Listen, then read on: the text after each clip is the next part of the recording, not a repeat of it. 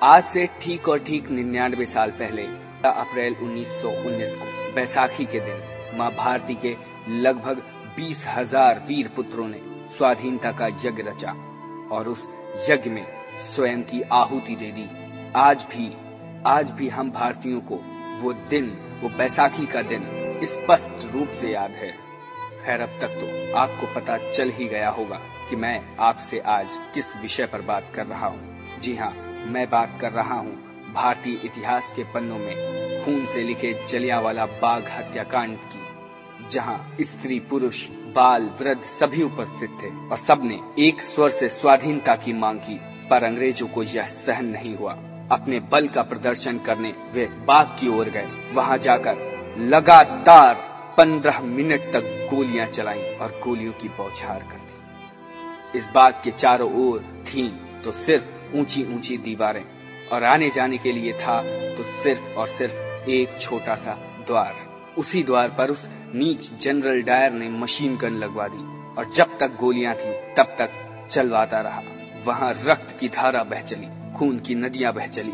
उस दिन को आज भी भारतीय इतिहास में कोई भी भुला नहीं सकता है। और इसी के साथ उस घटना में शहीद हुए सभी शहीदों को श्रद्धांजलि स्वरूप समर्पित करता है ये गाना।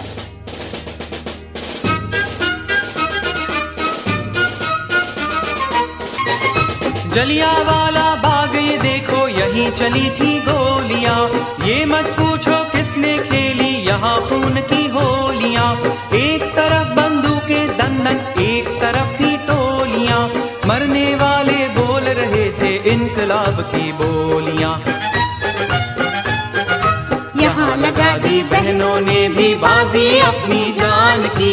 इस मिट्टी से तिलक करो, ये धरती है बलिदान की। वंदे मातरम, वंदे मातरम। Welcome back. मैं हूँ आपका अपना दोस्त प्रशांत। आपने अब तक जाना कि ऐसे जलियांवाला बाग में किसने और किस प्रकार के कुकृत्य किए, किस प्रकार का गोलीकांड किया। और इस गोलीकांड में एक और नीच कर्म किया गया था और वो था कि मृत व घायलों को बाग में ही रात भर तड़पने दिया गया। इनकी मरहम पट्टी तो दूर की बात, किसी को पीने के लिए पानी तक न दिया गया। वहाँ पास में ही एक कुआं था, उसमें अनेक व्यक्ति अपनी जान बचाने के लिए कूद पड़े, लेकिन अफसोस की बात कि वे फिर भी न बच सके। और फिर जब गोलीकांड समाप्त हुआ तो उस कुएं से लगभग 125 से भी अधिक शव निकाले गए। इस प्रकार इस कुएं को मृत कूप की संज्ञा दे दी गई। हत्यारे डायर ने हंटर कमीशन के सामने ये कहा था कि मैंने बड़ी भीड़ पर 15 मिनट तक धुआंधार गोलियां चलाई। मैंने भीड़ हटाने का प्रयास नहीं किया। मैं बिना गोलियां चलाए भीड़ को हटा सकता था, परंतु इसमें लोग मेरी हंसी करते। उसने कुल 1650 गोलियां चलाई थी और गोली बरसाना तब तक उसने जारी रखा था जब तक कि वह समाप्त न हो गई। और साथ ही उसने यह भी स्वीकार किया कि मृतकों को उठाने व उनकी मदद करने का कोई प्रबंध नहीं किया था मैंने। उस समय घायलों की मदद करना मेरा कर्तव्य नहीं था। डायर की इस क्रूरता को पंजाब के शासक सर माइकल ओ डायर ने न केवल उचित ठहराया बल्कि उसकी प्रशंसा भी की और यह भी कहा कि आपका कार्य ठीक था। यदि देखा जाए तो सन 1857 के बाद उस गोरी चिट्टी सरकार का सबसे बड़ा अत्याचार था यह गोलीकांड, जिसे आज हम सब जलियांवाला बाग हत्याकांड के नाम से भी जानते हैं। इस दुखद घटना के बाद भारतीयों को बर्बरतापूर्ण तथा अमानुषिक सजाएं भी दी गईं। अमृतसर का पानी तक बंद कर दिया गया, बिजली के तार काट दिए गए, खुली सड़कों पर कोड़ों से भारतीयों को मारा जा रहा था। यहाँ तक कि रेल का 3rd क्लास का टिकट बंद कर भारतीय यात्रियों को आने जाने से रोक दिया गया था। इसी बाग में सबके साथ उधम सिंह जी के पिता भी शहीद हो गए, जिसका बदला लेने वे इंग्लैंड जा पहुँचे।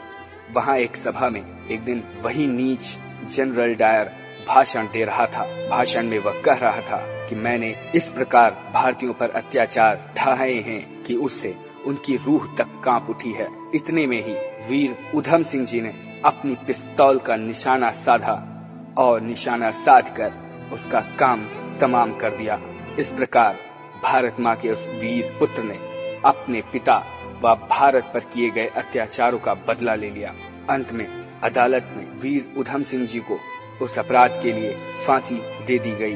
उनके साथ साथ उस हृदय विदारक घटना में शहीद हुए सभी शहीदों के उस अमर बलिदान का भारत सदैव ऋणी था, है और रहेगा। तो बस इतनी सी थी आज की एक कहानी ऐसी भी। फिलहाल अभी के लिए मेरे जाने का वक्त हो चला है। मैं आपसे मिलूंगा इसी वादे के साथ। I am Prashant signing off. See you, bye bye, take care.